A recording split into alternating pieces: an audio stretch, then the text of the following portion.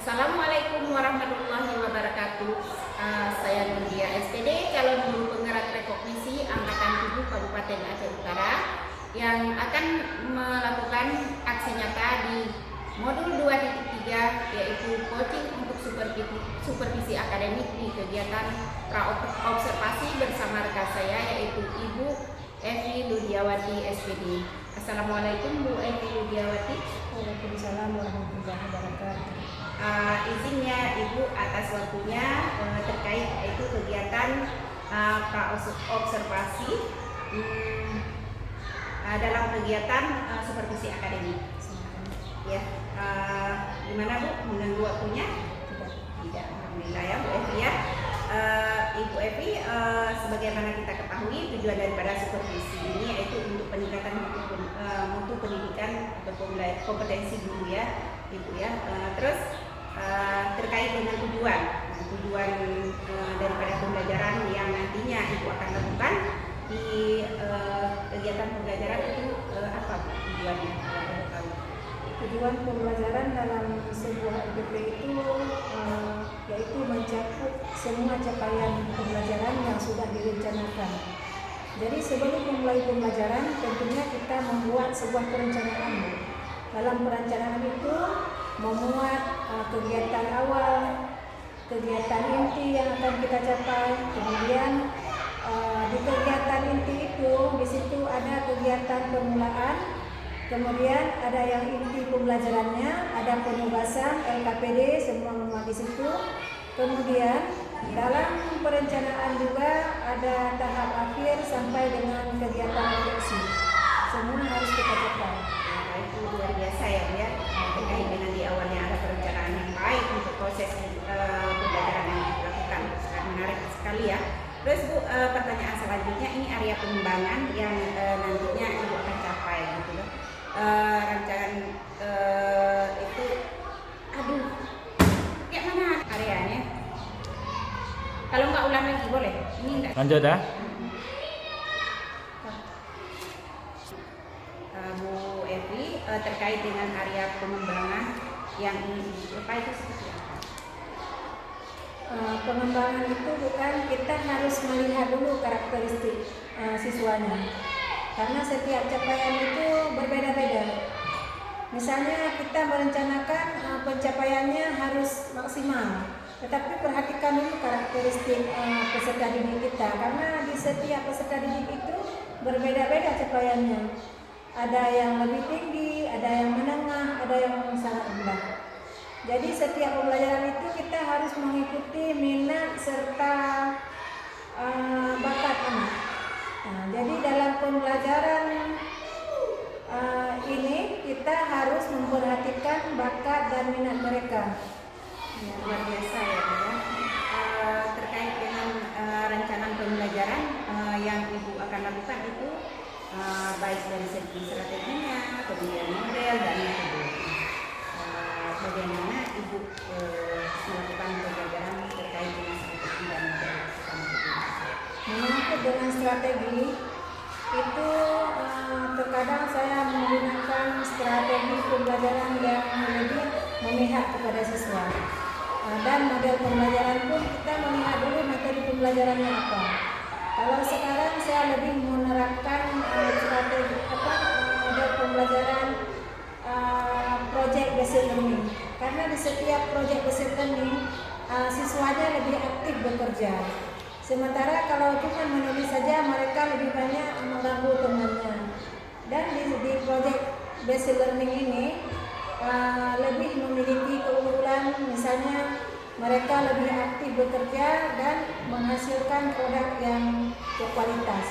Misalnya membuat karangan ataupun menciptakan sebuah puisi sederhana, mereka akan bekerja dengan totalitas yang tinggi.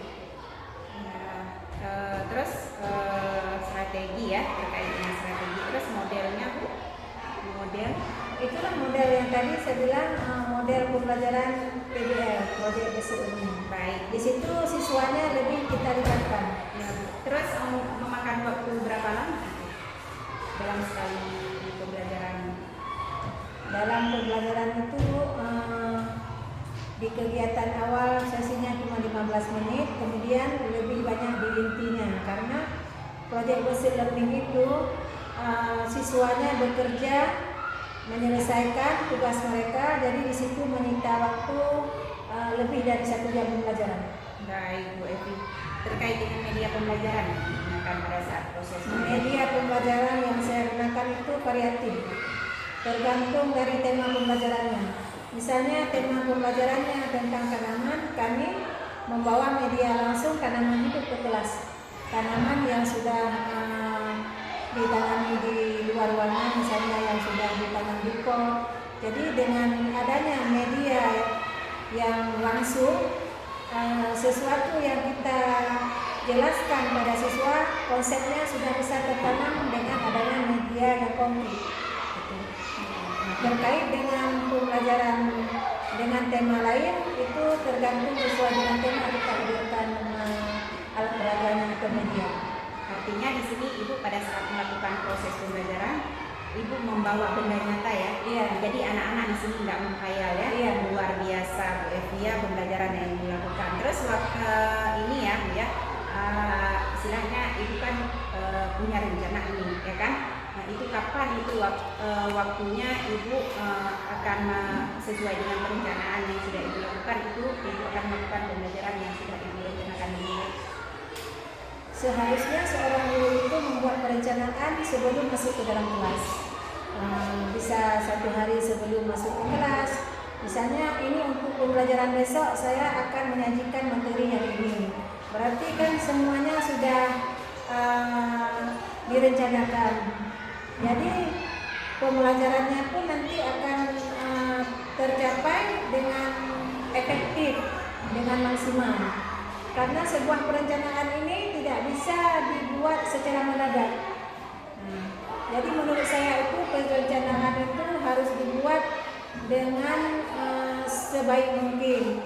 Misalnya hari ini pembelajaran saya di tema tumbuhan. Berarti dalam perencanaan juga saya harus membuat penugasan atau LKPD untuk siswa saya tentang tumbuhan. Membedakan jenis tumbuhan, menyebutkan warna daun. Kemudian saya juga membawa media seperti yang kita bicarakan tadi sesuai dengan tema yang saya sajikan untuk hari ini. Ini Ibu kan izin karena nanti saya akan melakukan supervisi pada saat Ibu mengajar ya. Terkait ini kapan waktunya supaya saya bisa melakukan supervisi saat Ibu mengajar. Kapan saja siap? Bakat. Tidak. Nah, terkait dengan supervisi yang akan saya lakukan pada saat Ibu melakukan proses pembelajaran itu waktunya kapan, harinya, terus jamnya kayak apa? Alhamdulillah besok Ibu bisa mengadakan supervisi di kelas saya. Besok hari Selasa tanggal 30 jam 8. Baik Ibu Evi, besok saya akan melakukan supervisi pada saat Ibu melakukan pembelajarannya Bu ya. Tetapi ini Bu izin ya, besok saya akan mencatat apa yang saya lihat dan apa yang saya dapatkan di kelas Ibu, tidak lain yaitu untuk peningkatan kompetensi Ibu dalam segi mengajar ya Bu ya. Terus dari percakapan kita dari awal sampai dengan sekarang itu apa yang Ibu dapatkan dari hasil percakapan kita hari ini? Yaitu pembelajaran berdiferensiasi yang lebih berpihak kepada siswa, baik itu dalam menyalurkan bakat, minat ataupun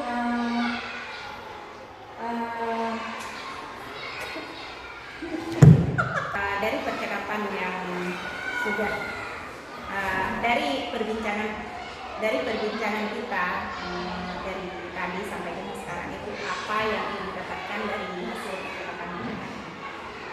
menurut saya setelah saya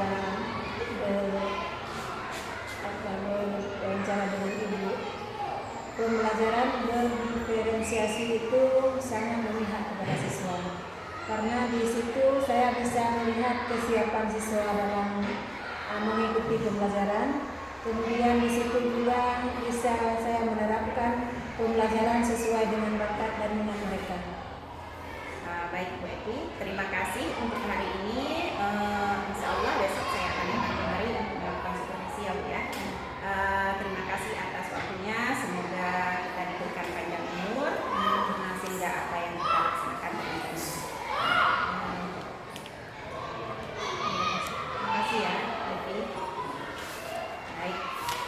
Pak